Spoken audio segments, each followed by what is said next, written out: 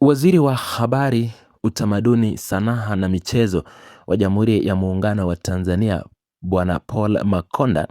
ameibua mjadala mpya katika ulingo wa siasa na uongozi nchini kufuatia kuonekana kwenye kipande cha video kinachomuonyesha akizungumzia kwa kina tabia za baadhi ya viongozi na watetezi wanaojitenga na mfumo wa serikali, kauli inayotafsiriwa na wengi kuwa inamkosoa makamu wa rais wa Jamhuri ya Muungano wa Tanzania, Daktari Emmanuel Nchimbi. Kupitia video hiyo iliyosambaa kwa kasi kwenye mitandao ya kijamii, Waziri wa Habari, Utamaduni, Sanaa na Michezo wa Jamhuri ya Muungano wa Tanzania, Paul Makonda alieleza kwa uwazi kuwa kuna watu ambao wamezoea kutumia changamoto na matatizo mbalimbali yanayowakabili wananchi kama fursa ya kujitangaza na kujitafutia umaarufu binafsi, ingawa watu hao hawana uwezo wowote wa kutoa ufumbuzi halisi wa kusaidia jamii. Miongoni mwa kauli za kiongozi huyo mkuu wa Wizara wa Habari zilibainisha kuwa wapo watu ambao wamekuwa wakisikiliza hotuba za viongozi wakuu na kuhoji mabadiliko ya viongozi hao, huku wakipenda kujionyesha kama watetezi wa wananchi, wakati uhalisia hawana uwezo wa kutoa utatuzi wa changamoto hizo za wananchi. Kiongozi huyo wa wizara inayosimamia sekta ya habari na michezo nchini Tanzania, Paul Makonda, alieleza kwa kina kwamba kadri nchi inavyoelekea kwenye mwaka wa 2030 wataibuka watu wengi sana ambao watapata fursa na manafasi mbalimbali za uongozi ndani ya serikali ya Jamhuri ya Muungano wa Tanzania. Waziri Paul Makonda alafafanua kuwa baadhi ya watu hao, baada ya kupewa nafasi hizo na kuanza kupata fedha kidogo, huanza kutamani kupambana na wale waliowapa nafasi pamoja na heshima hiyo ndani ya mfumo wa uongozi. Kwa mujibu wa maelezo ya kina kutoka Waziri wa Habari, Utamaduni, Sanaa na Michezo,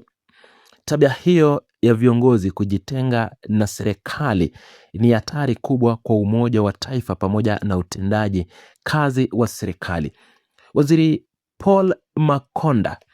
alibainisha kuwa mwelekeo huo unaleta mgawanyiko mkubwa miongoni mwa viongozi ambao kimsingi wanatakiwa kufanya kazi kwa pamoja ili kuwatumikia wananchi. Mjumbe huyo wa baraza la mawaziri nchini Tanzania aliongeza kuwa baadhi ya viongozi hao wamekuwa wakitaka kujitenganisha na mfumo rasmi kwa kukaa pembeni ili wawe sehemu ya wakosoaji wanayokosoa serikali badala ya kuwajibika kwa pamoja ndani ya muundo wa utawala. Uchambuzi wa kina wa msingi wa tukio hili unaonyesha kuwa sababu kuu ya kauli hii ya Waziri wa Habari, Utamaduni, Sanaa na Michezo wa Jamhuri ya Muungano wa Tanzania ni kushajisha mshikamano wa ndani ya serikali na kutegemea mtindo ama kukemea mtindo wa baadhi ya watendaji kutumia nafasi zao kujipatia umaarufu wa kisiasa kwa kuikosoa serikali iliyopo madarakani.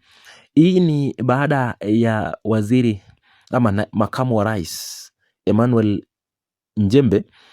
kusema kwamba Tanzania sharti lazima wajipambanie kuleta katiba mpya. Ndo sehemu muhimu sana ambayo imechangia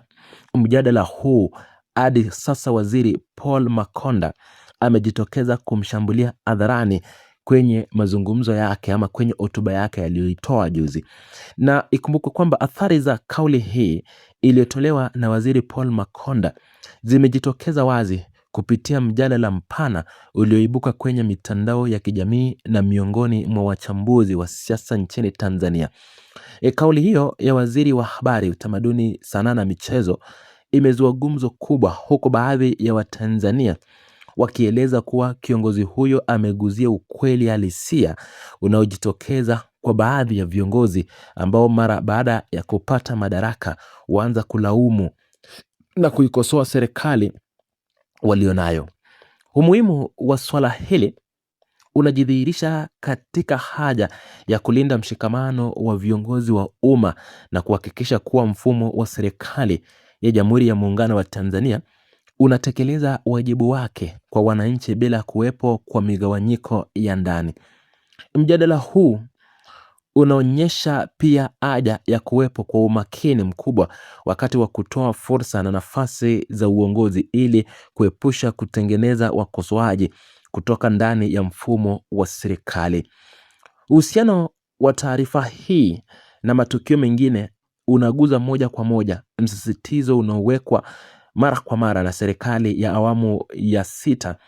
chini ya uongozi wa Rais Daktari Samia Suluhu Hassan. Serikali ya awamu ya 6 imekuwa ikisisitiza kwa dhati umuhimu wa viongozi wote wafanye kazi kwa umoja, mshikamano na kuwatumikia wananchi bila kujitenga wala kuweka mbele maslahi yao binafsi. Nafasi ya taasisi haswa zinazohusika ikiwemo Wizara ya Habari, Utamaduni, Sanaa na Michezo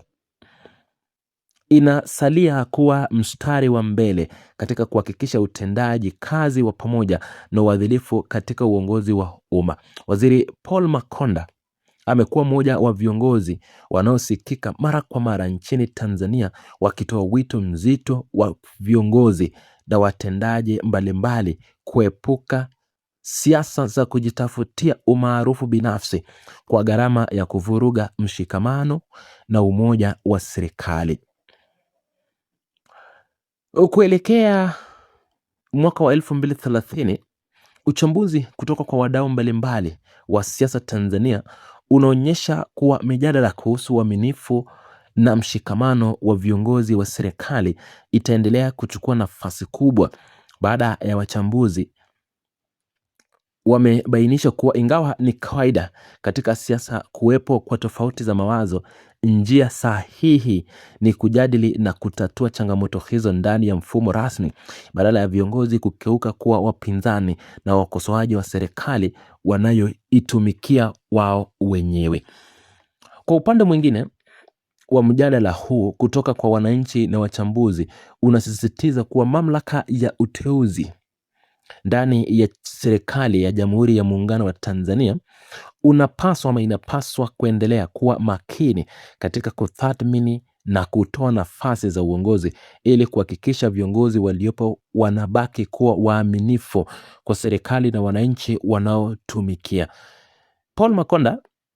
alikuwa akizungumza mbele ya viongozi wa CCM na serikali na ambapo aliweza kushambulia makamu wa rais bila kumtaja jina, lakini hotuba yake sana ilikuwa inamlenga makamu wa rais Daktari Emmanuel Nchimbi.